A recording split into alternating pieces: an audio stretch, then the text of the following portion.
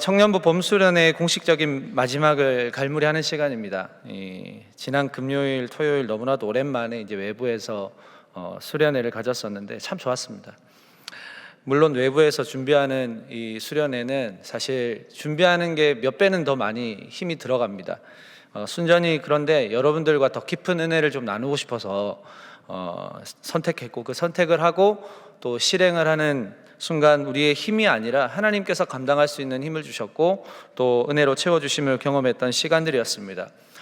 다양한 모습들이 있었어요. 연차를 내고 참석하는 우리 지체들도 있었고, 또 금요일 저녁 직장 마치고 부랴부랴 저녁에 참여했던 지체들도 있었고, 토요일 아침 이렇게 바쁘게 또 와준 우리 지체들도 있었습니다. 다양한 모습으로 수련회에 참석하는 여러분들의 모습을 보면서 참 너무 감사했습니다. 바쁜 일정과 여러 사정으로, 그리고 어제와 오늘 그저께 참석하지 못한 분들에게도 참 감사합니다. 왜냐하면 이번 봄 수련회를 위해서 여러분들이 기도를 해주셨으리라 저는 믿기 때문에 참 감사하다는 말씀드립니다. 다음번에는 언제가 될지 모르겠지만 또 다른 은혜를 사모하면서 귀한 수련회 자리에서 또 하나님의 말씀과 찬양, 기도와 나눔과 교제가 충만한 수련회를 또 함께 했으면 좋겠습니다. 수련회 첫째 날 저녁 집회 때 여러분과 함께 이 사무엘의 어머니였던 한나에 대해서 나누었었습니다. 한나는 남편 엘가나의 사랑을 넘치도록 받고 있었지만 아이가 없었다는 이유로 또 다른 아내였던 브닌나에게 매우 혹독한 괴롭힘을 당하죠. 당시 이 고대 근동에서 여자가 임신을 하지 못한다라고 하는 의미는 신에게 받는 저주라고 생각했습니다. 그래서 아마도 브닌나는 그 약점을 이용해서 더 거세게 한나를 괴롭혔을 겁니다.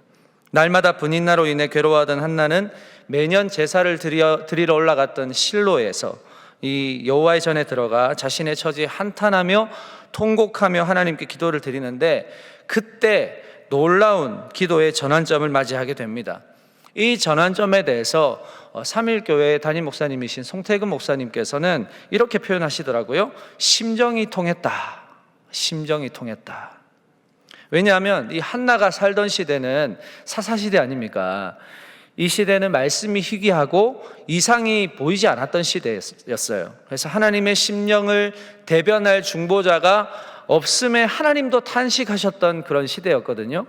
그런데 한나는 이 아이를 가지지 못해서 브닌나에게 괴롭힘과 격분함을 경험하면서 늘 답답한 마음으로 기도를 했었는데, 그날따라 이 격분함을 이기지 못해서 기도하며 통곡을 하면서 기도하는데 그때 하나님과의 심정이 통했다는 겁니다.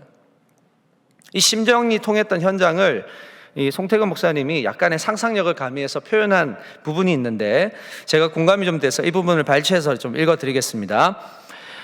한나야, 너도 너를 지지해 줄 자식이 없으니까 인생에 아무 의미가 없고 기가 막히지? 바로 내가 그래. 하나님, 그게 무슨 말씀이십니까? 한나야, 내 심정이 네 심정하고 똑같아. 온 천지를 아무리 헤집고 찾아봐도 내 마음을 옳게 전할 말씀의 사람이 하나도 없단다. 하나님 그랬군요. 하나님도 그러셨군요. 하나님, 그 아들을 제게 주세요. 도로 내놓겠습니다. 여러분, 이 대화를 어떻게 생각하십니까? 이 대화가 저는 처음에 공감이 잘 안 됐어요. 왜냐하면 한나에게는 아들이 없다는 이유만으로 슬픔과 괴로움을 겪고 있었기 때문에 이 아들만 생기면 해결이 되는 문제인지 알았거든요. 그렇게 아들을 달라고 기도했던 이 한나가 불현듯 하나님과 심정이 통했을 때 이런 놀라운 영적인 대화를 하지 않았을까 하는 어떤 그런 상상력에 기반한 내용이었습니다. 여러분, 하나님은 말씀이 희귀한 시대를 지켜보시면서 그 말씀을 옳게 분명하게 전달할 중보자를 찾고 계셨는데, 이 아들을 가지고 싶은 마음에 꺼이꺼이 통곡을 하며 엎드려 기도하고 있던 이 한나와 마음이 통한 거예요. 저는 이 장면을 상상해 보니까 한나가 그 시간이 정말 행복했을 것 같아요. 정말 즐거웠을 것 같아요. 하나님과 심정이 통했으니까요. 이제 한나의 괴로움은 온데간데 없고 한나가 하나님께 기도하는 그 내용 자체가 달라지니까 얼마나 기도가 즐거웠을까, 재미있었을까, 이런 생각이 들었습니다. 한편으로 한나가 되게 부럽기도 하고 되게 또 도전이 되는 그런 내용이었어요. 여러분, 사무엘이라는 이름은 여호와께서 들으셨다라는 뜻입니다. 이 한나가 아들의 이름을 사무엘로 지을 때 기분이 어땠을까요? 너무 좋았겠죠? 엄청난 확신을 가지면서 이 이름을 지었을 거예요. 사무엘이 실제로 암흑천지였던 이 사사시대에 등장을 하면서 온 이스라엘 전역에 다시금 말씀의 부흥을 일으키는 선지자로서의 역할을 하게 됩니다. 그 말씀으로 모든 백성들이 지난날의 죄를 다 회개하고 죄를 뒤집어쓰고 여호와께로 돌아가자 하는 그 말씀 대부흥을 경험하게 되는데, 놀랍게 쓰임받는 종이 바로 사무엘이었어요. 이 여인 한 사람이 하나님과 심정이 통했을 때 내 뜻을 위한 기도가 아니라 하나님의 뜻을 위한 기도를 하기 시작했고, 그 기도를 통해서 하나님은 시대를 뒤바꾸실 수 있는 그런 모습들을 우리가 보게 되는 장면이 바로 이 사무엘상 1절 2절의 말씀입니다. 여러분, 이번 수련의 주제가 말씀이 일상이 되어였습니다. 하나님은 말씀이 일상이 되어 살아가는 사람들을 쓰십니다. 말씀이 일상이 된다는 것은 결국 그 하나님의 말씀을 내가 얼마나 잘 듣느냐예요. 듣다라는 말의 이 히브리어 원어는 샤마입니다. 이거는 귀로 듣다라는 의미와 함께 순종하다라는 의미가 함께 들어있는 단어예요. 그러니까 말씀을 귀로 듣는 것으로 그치는 게 아니고 다른 소리에 또 귀를 기울이지도 않을 뿐더러 내 귀에 들려지는 오직 하나, 하나님의 음성, 말씀, 이것으로 하루를 살아내는 것이 바로 말씀을 잘 듣는 삶이라고 할 수가 있습니다. 로마서 12장에서도 말하죠. 하나님의 선하시고 기뻐하시고 온전하신 뜻이 무엇인지를 분별해내는 영적 예배자, 그 삶이 어떤 삶이냐? 말씀을 잘 듣는 삶이거든요. 사랑하는 여러분, 오늘 저와 여러분에게 하나님과 심정이 통하는 은혜가 있기를 축복합니다. 하나님과 심정이 통해서 여러분의 기도의 방향과 기도의 목적이 온전히 하나님의 뜻에 맞춰지는 은혜가 여러분들에게 있기를 주님의 이름으로 축복합니다. 결국 여러분, 신앙의 성장을 맛보기 위해서는 하나님의 말씀이 회복되는 것밖에는 방법이 없어요. 들려지는 말씀을 잘 듣는 것밖에는 방법이 없습니다. 내 심령에 속삭이시는 하나님의 말씀이 우리의 심령에서 꿈틀거리고 생생하게 살아있어야만 하나님이 나에게 무엇을 원하시는지 우리가 알 것 아닙니까? 그죠? 말씀으로 예배하고 말씀으로 찬양하고 말씀으로 교제하고 또 말씀으로 삶의 연장을 살아내려고 하는 그런 몸부림을 통해서 하나님의 마음을 발견하게 되고 하나님과의 마음이 통하는 그런 놀라운 사건들을 경험을 하는 것이죠. 여러분, 오늘 한나는 이 사무엘을 출산하고 2살 남짓된 이 아기 사무엘을 이제 여호와의 전으로 이제 데리고 가서 나실인으로 바치는, 그 나실인으로 바치면서 기도한 내용으로 지금 이 사무엘상 2장 1절에서 10절 말씀으로 지금 보여지고 있어요. 오늘 본문에 기록된 한나의 기도를 보면 하나님과의 심정이 통한 후에 기도에 맥이 잡혔다는 느낌이 좀 듭니다. 뭔가 차원이 좀 깊어졌다고 할까요? 단순한 기도를 넘어서서 통찰이 있는 기도, 하나님이 원하시는 기도. 오늘을 살아가는 우리 그리스도인들에게 한나가 이렇게 속삭이는 것 같아요. 야, 기도는 이렇게 하는 거야 라고 말하는 것 같아요. 오히려 기도라기보다는 여러분 자세히 보시면 찬양에 가까울 정도로 한나의 심령에 기쁨이 막 묻어나 있어요. 자, 오늘 본문에 등장하는 이 한나의 찬양을 통해서 한 사람의 고백이 이렇게 성숙할 수 있구나, 우리가 발견을 함과 동시에 저와 여러분의 고백 또한 더 깊은 차원으로 하나님을 향해 드릴 수 있기를 소망하면서 오늘 이 말씀을 함께 좀 보기를 원합니다. 한나의 찬양을 크게 4가지로 저는 좀 정리를 해봤습니다. 자, 첫 번째로 한나는 오직 여호와 하나님만을 높이며 그분으로 인해서 기뻐하고 있어요. 자, 사무엘상 2장 1절 말씀 다 같이 한번 읽어보겠습니다. 시작. 한나가 기도하여 이르되 내 마음이 여호와로 말미암아 즐거워하며 내 뿔이 여호와로 말미암아 높아졌으며 내 입이 내 원수를 향하여 크게 열렸으니 이는 내가 주의 구원으로 말미암아 기뻐함이니이다. 아멘. 자, 1절에서 한나의 기쁨의 근원적인 이유가 뭐예요? 자, 한나는요, 당연히 자신의 괴로움의 원인이 되었던 이 분인나로 인한 인간적인 굴욕과 수모를 엄청나게 많이 당했잖아요. 자, 그런데 하나님과의 어떤 그런 심정이 통하다 보니까 이제 하나님께서 갚아주시고 자신의 기도를 들어주셨다라고 하는 그런 하나님을 지금 찬양하고 있는 내용이에요. 자, 그런데 여기서 독특한 점 하나, 자신이 하나님께 받은 선물이나 그런 원수들로부터의 압제로부터 내가 해방되었다, 와 좋다, 이런 것보다는 그 마음에 지금 무엇만으로도 기뻐하고 있습니까? 여호와 하나님 한 분만으로 지금 기뻐하고 있는 거예요.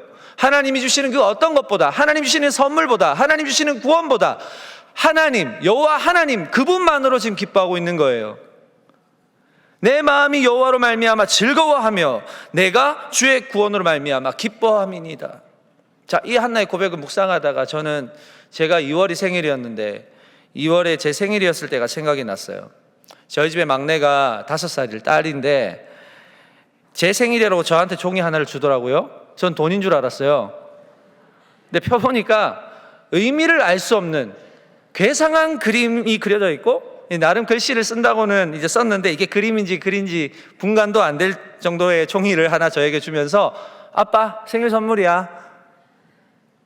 너무 제가 기가 막히면서도 무슨 생각이 드냐면 이 선물도 너무 귀한데 아빠 생일이라고 그래도 자기가 할 수 있는 대로 종이에 그림을 그려서 저에게 줬다는 게 난 너무 기쁜 거예요.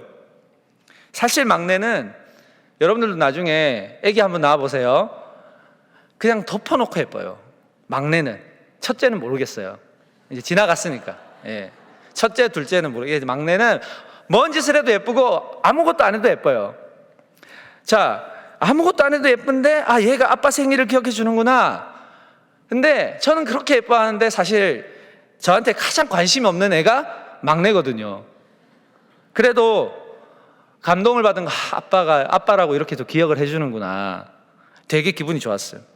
제가 원하지 않는 선물이었다고 해도 애가 주니까 귀한 거예요. 여러분, 우리는 하나님께 날마다 필요한 걸 공급받으면서 살아갑니다.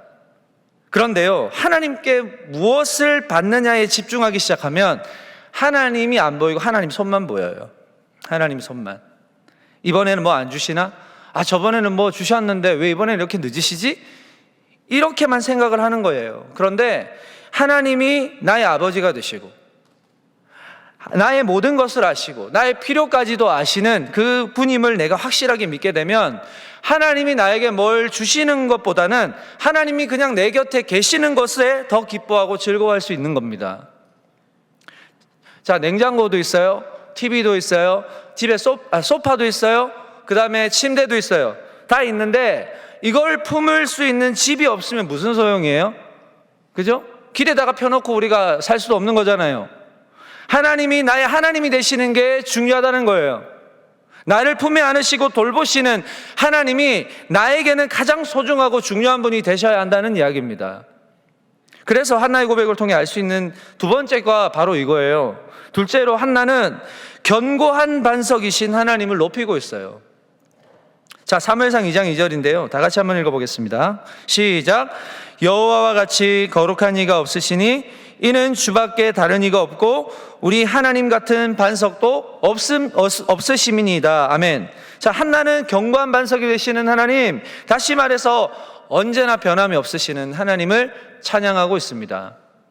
우리가 종종 하나님이 이 필요하지 않은 것처럼 살아갈 때도, 이 쉽게 변화하는 세상의 힘을 의지할 때도, 유한한 게 나의 힘이라고 여기며 살아갈 때도, 그 유한한 것들로부터 내가 상처받고 실망하여 넘어져 있을 때도 하나님은 변함없이 내 곁에 계시는 분이세요. 빠르게 흘러가는 이 세상에서는 우리가 안전장치로 여길 만한 게 사실 없어요. 그래서 오직 하나님께 소망을 두라, 성경에서 이렇게 계속 강조하는 거예요. 자, 여러분, 시편 42편 5절, 시편 42편 11절, 시편 43절 5절, 3편 5절에서 공통적으로 말하는 구절을 한번 같이 읽어보겠습니다. 시작. 내 영혼아, 내가 어찌하여 낙심하며 어찌하여 내 속에서 불안해하는가? 너는 하나님께 소망을 두라. 그가 나타나 도우심으로 말미암아 내가 여전히 찬송하리로다. 아멘. 자, 시편 기자가 3번에 걸쳐서 하나님께 소망을 두라고 하는 이유가 뭐예요? 세상은 내가 소망을 두어도 내가 세상에 소망을 두어도 세상은 나를 위해서 도와주지 않아요. 발벗고 막 도와주지 않는다는 말이에요. 자, 그런데 내가 하나님께 소망을 두면 하나님께서는 나를 위해서 뭐 하신다요? 나타나시고 나를 도와주시는 분이라고 고백하고 있잖아요. 그런 하나님을 앞에 두고는 내가, 내 영혼아, 나를 향해서 내 영혼아, 내가 어찌하여 낙심하며 어찌하여서 내 속에서 불안해하는가 하고 스스로 질문하는 거예요. 여러분, 오늘 우리에게도 스스로 질문하고 대답해 봤으면 좋겠습니다. 한번 따라해 볼까요? 내 영혼아, 가슴에 손을 치면서 내 영혼아, 내가 어찌하여 낙심하며 어찌하여 내 속에서 불안해하는가? 너는 하나님께 소망을 두라. 그가 나타나 도우심으로 말미암아 내가 여전히 찬송하리로다. 할렐루야. 여러분, 하나님은 절대로 저와 여러분을 떠나지 않으실 뿐만 아니라 포기하지도 않아요. 믿으십니까? 하나님께 소망을 둘 때 우리는 절대 무너지지 않습니다. 한나는 이 긴 시간 슬픔과 괴로움을 가지고 하나님께 기도했을 때, 그 심정을 하나님께서 알아주셨을 때, 한나는 자신이 유일하게 의지하고 소망을 두어야 할 분이 하나님이시라는 사실을 완전히 깨닫고 지금 이 찬양을 부르고 있는 거예요. 하나님의 신실하심을 막 노래하고 있는 거예요. 여러분, 우리도 하나님을 향한 믿음이 상황 따라 바뀌지 않고 어쩔 때는 믿었다가 어쩔 때는 안 믿었다가 그러지 말고 신실한 고백으로 날마다 찬양할 수 있는 저와 여러분 되시기를 축복합니다. 자, 셋째로 한나는 공의와 정의로 연약한 자를 위해 싸우시는 하나님을 노래하고 있습니다. 자, 한나가 2장 1절에서 이렇게 기도하고 있잖아요. 한나가 기도하여 이르되 내 마음이 여호와로 말미암아 즐거워하며 내 뿔이 여호와로 말미암아 높아졌으며. 자, 여러분, 여기에서 뿔이 등장하잖아요. 이 뿔이라는 표현이 등장하는데 이거는 상대방과 싸움할 때 쓰이는 무기로 지금 표현하고 있는 겁니다. 뿔. 한나는 지금 적대자가 누구예요? 브닛나잖아요. 이 브닛나와 뿔로 싸웠다라고 하는 것을 지금 뿔로서 표현을 하고 있는 겁니다. 자, 한나는 지금까지 자신의 뿔로 싸웠어요. 자신의 뿔로. 하지만 한나는 뿔이 약했어요. 그래서 항상 브닛나에게 수세에 몰려서 계속 패배를 경험하죠. 그런데 한나는 포기하지 않았어요. 하나님께 끝까지 의지하고 하나님께 끝까지 물고 늘어지고 하나님께 끝까지 기도했을 때 하나님께서는 한나의 뿔을 높이셨다고 말씀하고 있습니다. 대적자를 향해서 공격할 수 있는 힘을 얻었다라는 것을 노래하고 있는 거예요. 하나님만을 의지하는 자를 외면하지 않으시고 연약한 자를 위해서 뿔을 높이 세워주시고 힘을 주시는 그 하나님의 인자와 자비하심을 우리가 알 수가 있는 거예요. 자, 여러분, 이거는 지극히 사적인 개인적인 한나의 고백이기도 하지만 오늘 우리에게도 알려주는 공동체적인 고백이기도 해요. 한나는 자신의 경험을 통해서 여호와를 의지하는 자마다 자, 나의 연약한 뿔을 높이 세우사 대적을 향해 공세를 취하도록 하시는 그 하나님의 힘을 확신하면서 이 기도는 연약하여 고통당하고 있는 모든 사람들이 반드시 해야 되는 기도라는 것을 지금 한나는 우리 공동체에게 이야기해주고 있는 겁니다. 자, 미국의 에즈베리 대학에서 성서신학을 가르치고 계시는 빅터 해밀턴이라는 분 교수님이 자신의 저서인 역사서 개론에서 이렇게 한나의 기도를 이렇게 얘기하고 있어요. 특수성과 보편성을 아울러 가지고 있다, 이렇게 이야기하거든요. 자, 그럼 무슨 말입니까? 한나만 기도할 수 있는 제목이기도 하지만 이건 하나님의 자녀라면 그 누구도 기도할 수 있는 제목이라는 거예요. 여러분, 내가 가진 뿔만으로는 절대로 원수를 이길 수 없습니다. 여러분이 가진 게 뭐예요? 여러분 가진 게 대단하겠지만 원수마저 여러분들이 이길 수 있는 그런 뿔이 있습니까? 절대 그럴 수 없어요. 내 뿔만으로는 충분하다는 판단이 설 때도 여러분 절대 거기에 속으시면 안 돼요. 그 판단에 속지 말고 여호와의 간섭하심을 끝까지 신뢰하는 사람에게 하나님은 그 뿔을 높이 세워주신다고 말씀하고 있잖아요. 그래서 원수를 이기고 승리할 수 있도록 하나님께서는 힘을 주신다는 사실을 꼭 기억하셨으면 좋겠습니다. 자, 사무엘상 2장 3절 말씀 함께 읽어보겠습니다. 시작. 심히 교만한 말을 다시 하지 말 것이며 오만한 말을 너희의 입에서 내지 말지어다. 여호와는 지식의 하나님이시라. 행동을 달아보시느니라. 아멘. 자, 한나는 노래를 통해서 이 대적들에게 선포하는 거예요. 교만과 오만한 말을 하지 말라. 왜 이런 선포를 할까요? 지금 한나의 대적자로 표현되는 브닌나가 교만과 오만한 말을 나에게 하거든요. 맨날 했겠어요. 맨날 했을 거예요. 그러니까 여러분, 악한 사람들은 항상 뭘로 시작하냐면 말로 시작합니다. 말로. 이 사람의 인격을 깎아내리고, 이 사람의 약점을 들쑤시고, 소문을 내고, 여론을 만들고, 이런 식으로 하는 거예요. 악한 사람들은. 그게 말로 영혼을 사정없이 찢어버리고 상처내는 걸 즐겨하는 사람들이 악한 자라고 지금 표현하고 있는 거예요. 그뿐 아니라 자신의 뭐 어떤 높은 지위나 명예나 권력으로 다른 연약한 자들을 넘어지게 하는 사람들, 이 사람들을 악한 사람들이라 표현하고 있습니다. 자, 하지만 한나가 경험한 하나님은 어떤 하나님이에요? 여기서 말하는 지식의 하나님. 하나님께서 그 악한 대적들의 말과 행위를 저울에 달아보신대요. 저울에 달아보시고 그 행위를 판단하시는 유일한 분이 바로 우리 하나님이시다 확신하고 찬양하고 있습니다. 자, 사무엘상 2장 4절 말씀도 함께 읽어보겠습니다. 시작.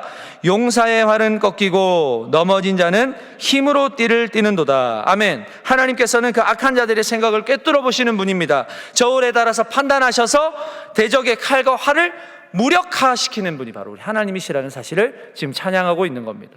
자, 사무엘상 2장 6절에서 7절도 읽어보겠습니다. 시작.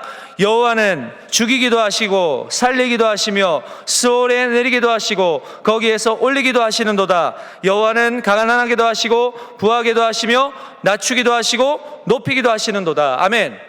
자, 여러분, 흔히 하는 말이 악인이 더 형통하고 잘 사는 것 같다라고 이야기를 많이 해요.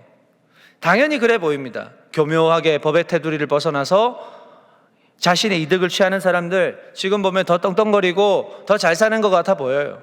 오히려 정직하게 법을 지키면 사람들은 더 손해보면서 사는 이 세상 같습니다. 불공평한 것 같아요. 그럼에도 이 세상은 악이 절대로 점령하지 못합니다. 왜일까요? 자, 잠언 24장 19절에서 20절이에요. 다 같이 읽어보겠습니다. 시작. 제가 읽어드리겠습니다. 너는 행악자들로 말미암아 붐을 품지 말며 악인의 형통함을 부러워하지 말라. 대저 행악자는 장래가 없겠고 악인의 등불은 꺼지리라. 다시 읽어드릴게요. 너는 행악자들로 말미암아 분을 품지 말며 악인의 형통함을 부러워하지 말라. 대저 행악자는 장래가 없겠고 악인의 등불은 꺼지리라. 할렐루야. 자, 이 세상은 하나님의 뜻 가운데서 운행되고 있어요. 여러분 1장에 보시면, 사무엘상 1장에 보면 한나가 임신하지 못하게 하신 분이 하나님이에요. 그러니까 지금 악인이 득세하고 악인이 형통한 길을 가는 것도 하나님의 뜻이라는 거예요. 그러나 잠언의 말씀처럼 악인의 형통은 잠시 켜져 있는 등불일 뿐입니다.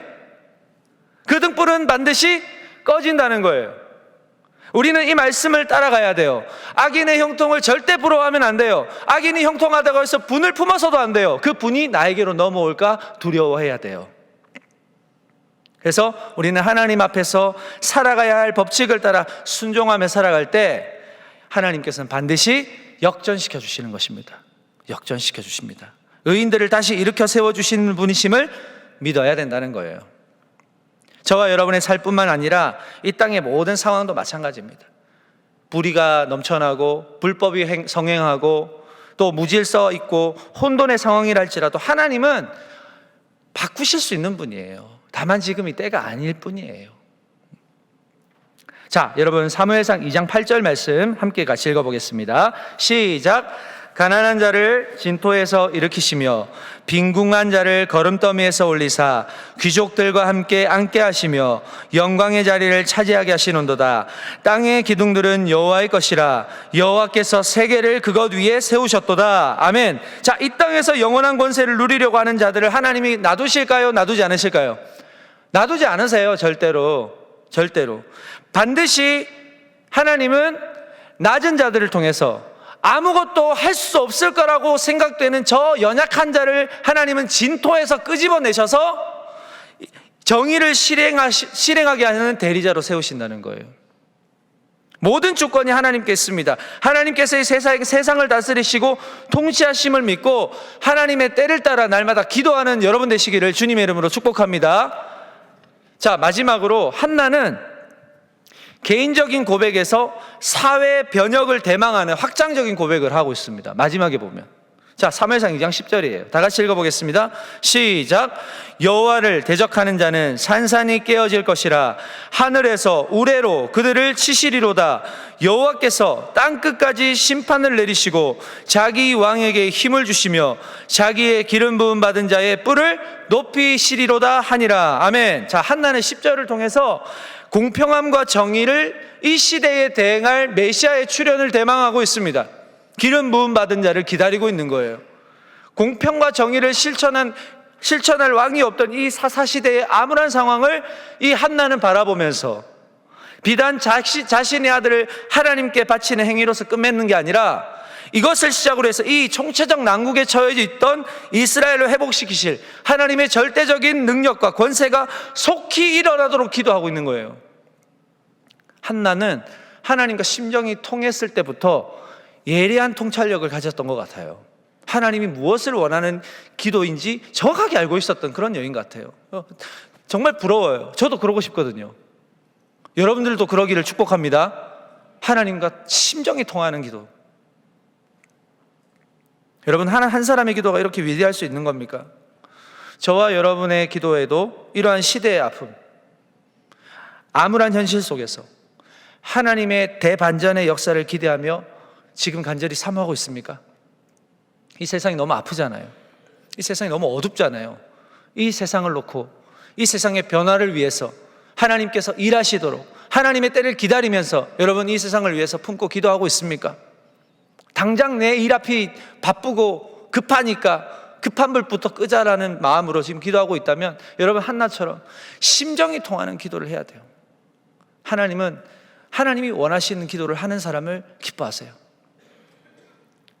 지금 내 상황이 녹록지 않고 고통과 슬픔에 잠겨 있을 때 그냥 그 자리에 머물러서 나중에 하는 게 아니고 정말 박차고 일어나서 기도하는 자리로 가는 그 결단, 나를 여전히 포기하지 않으시고 나를 일으켜 세워주실 하나님을 향한 갈망으로 드리는 그 찬양의 고백, 오직 여호와께만 소망을 두고 끈질기게 기도하는 그 열정으로 나갈 때 여러분의 심령에 하나님의 말씀이 진짜 그때 들려지는 거예요. 이전에는 들려지지 않았던 말씀이 내 귀에, 내 마음에 들려지는 거예요. 하나님과의 심정이 통해서 이제는 내가 원하는 기도가 아니라 하나님의 뜻을 구하는 기도를 하게 된다는 겁니다. 그 기도를 통해서 하나님은 일하시기 시작하시거든요. 뭔가 결과물을 구했던 기도보다 여호와 하나님께서 나의 주인이 되시고 나의 피난처가 되심에 더 기쁨과 감사를 올려드리는 그런 예배자가 된다는 사실이에요. 말씀을 맺겠습니다. 내일부터 고난주간 특별 새벽기도회가 시작됩니다. 예수님과 고난의 일주일을 함께 걸어갑시다. 예수님은 이 고난의 시간을 어떻게 받아들이시면서 걸어가셨을까? 너무 외로우셨을 것 같아요. 예수님도요, 이 고난을 받아들이시기가 쉽지 않았어요. 왠 줄 아세요? 마태복음 26장 39절에 보니까 이런 유명한 말씀 하시잖아요. 조금 나아가사 얼굴을 땅에 대시고 엎드려 기도하여 이르시되 내 아버지여, 만일 할만하시거든 이 잔을 내게서 지나가게 하옵소서. 그러나 나의 원대로 마옵시고 아버지의 원대로 하옵소서 하시고, 예수님의 마음에도 꿈틀꿈틀거리는 자기 뜻이 있었어요. 그런데 하나님의 뜻에 끝까지 순종하면서 이 고난의 길을 걸어가셨던 거예요. 제게 소망이 있다면 이 고난주간 특별 새벽기도회를 통해서 저와 여러분이 하나님과의 심정이 통해서 기도의 깊이가 더 깊어졌으면 좋겠습니다. 할렐루야. 물론 피곤하고 졸리죠. 그 시간에 나오는 게 쉽습니까? 그죠? 그럼에도 포기하지 말고, 전참이 목표다, 이것보다 여러분 특세 자주 해보셨잖아요. 전참이 목표가 되면 안 돼요. 이제 깊어지는 기도의 사람이 돼야 돼요. 기왕 나오는 거 여러분이 가지고 있는 울분과 괴로움과 풀리지 않는 숙제를 가지고 그 괴로움을 주님께 다 쏟아내는 이번 고난주간 특세가 되기를 축복합니다. 또 한 가지는 선포되는 말씀 담임 목사님을 통해 선포되는 그 말씀을 분석이 아니라 순종의 마음으로 듣기를 바랍니다. 그 말씀을 따라 하나님께 기도하기를 원해요. 분명히 하나님의 말씀에 뭐라고 반응해야 되느냐? 하나님, 제가 듣습니다. 하나님, 제가 왔습니다. 제가 듣습니다. 제가 살겠습니다. 이런 결단이 가야 돼요. 오늘 말씀이 어땠어? 저땠어? 이게 아니에요, 여러분. 하나님이 말씀하시도록 내 귀를 열고 마음을 열어야 되는 거예요. 그래서 말씀을 통해 기도가 트이는 은혜가 여러분들에게 있기를 축복합니다. 여러분, 가룟 유다가 은30에 예수님을 팔아넘기고 나머지 제자들이 모두 떠나가는 그 배신의 주간을 이제 몸소 겪으시지만 끝까지 소망을 하나님께만 두고 아버지께만 뜻을 두고 걸어가신 그 예수님의 발자취를 오늘 내일부터 걸어갈 텐데, 예수님은 절대 패배하지 않으셨어요. 죽으셨지만 다시 부활하셨어요. 부활하시고 승리하셨어요. 우리도 그 부활의 승리를 맛보기를 바랍니다. 우리는 죽기 위해서 신앙생활을 하지만 최후에는 다시 살리실 거예요. 그때까지 예수님이 받으신 그 고난의 잔을 우리도 받아서 이 세상에 많이 나눠주고 나는 없고 예수님만 있는 그런 삶을 살아갈 때 하나님과의 심정이 통하여서 우리의 이 잠잠한 기도의 공간에서 하나님이 원하시는 하나님의 뜻을 구하는 그런 기도가 여러분들의 마음에서, 여러분들의 입술에서 터져 나오는 그런 한 주간이 될 수 있기를 우리 주님의 이름으로 축복합니다. 기도하겠습니다. 하나님 아버지, 참 감사합니다. 청년부 봄수련의 셋째 날 공식적인 갈무리를 하면서 또 마침 고난주간 특별 새벽 기도회를 앞두고 있는 지금 이 시간에 우리는 한나의 찬양, 한나의 기도를 보면서 하나님과 심정이 통한 그 한나의 기도가 얼마나 성숙된 기도인지, 얼마나 하나님이 기뻐하시는 기도였는지를 우리가 다시 한번 바라보게 되었습니다. 우리 동안의 청년들도 이제는 기도가 더 깊어지길 바랍니다. 하나님, 우리 동안의 청년들이 하나님이 기뻐하시는 기도를 하는 사람들이 되기 바랍니다. 하나님, 이들에게 마음을 열어주시고 말씀이 들리도록 하셔서 정말 나의 삶에 있는 무거운 짐들을 주님께 다 쏟아내고 하나님이 원하시는 기도, 하나님께서 품게 하시는 그 아버지 하나님, 주님께서 아파하시는 곳에 나도 바라보며 그것을 위해서 기도할 수 있는 그런 기도의 사람들이 다 될 수 있게 인도하여 주시옵소서. 하나님, 내일부터 시작되는 고난주간 특세, 전출이 목적이 아니라 이제는 내가 하나님 더 깊어지는 예배자, 기도자가 되기 바랍니다. 하나님, 이 세상을 품고 기도하는 사람 되기 바랍니다. 하나님, 이 세상의 아픔을 위해서 내가 눈물을 흘리기를 원합니다. 이전에 나는 간 곳 없고 주님께서 나와 교통하시고 그 마음이 맞아서 이제 주님이 원하시는 기도, 하나님 주님이 즐거워하시고 기뻐하시는 기도 나도 하기를 원합니다. 하나님, 우리 청년들을 인도하여 주셔서 피곤하지만 지치지만 그래도 이 새벽에 주님이 도우시리라는 약속을 붙들고 담대하게 이 새벽을 깨울 수 있는 우리 동안의 청년들이 다 될 수 있도록 주님 역사하여 주시옵소서. 예수님의 이름으로 기도합니다. 아멘.